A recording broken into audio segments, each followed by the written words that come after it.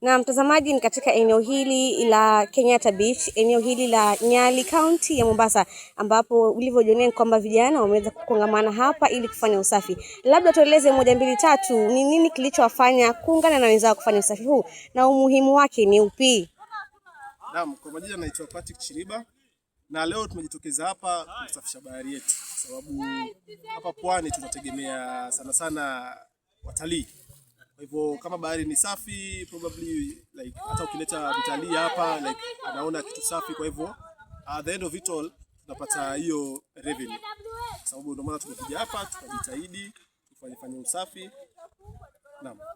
Naam, kwa majina ni Mboya Simon, na kitu ya kwanza kimenileta huku apparently ni kwa sababu most of the time nikija baharini huwa sipendi buke yenye iko everywhere you go around, unaona ni uchafu.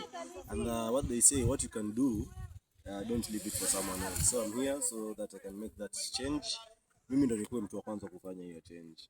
And another thing is kama unavyoona baharini, this is also an ecosystem. There is a lot of marine life, and of course our waste really makes some negative impacts to them.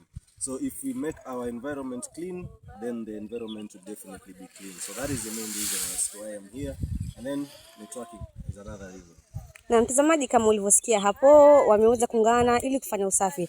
Kumbuka sherehe za Krismasi mwezi ujao utakuwa zinawasili, basi nitegemea kwamba usafi huu utaweza kualika watu tofauti katika nchi ya Kenya pamoja na mataifa mengineyo. Nikiripotia eneo hili la Mombasa, eneo la Nyali, jina langu ni Patience Samba.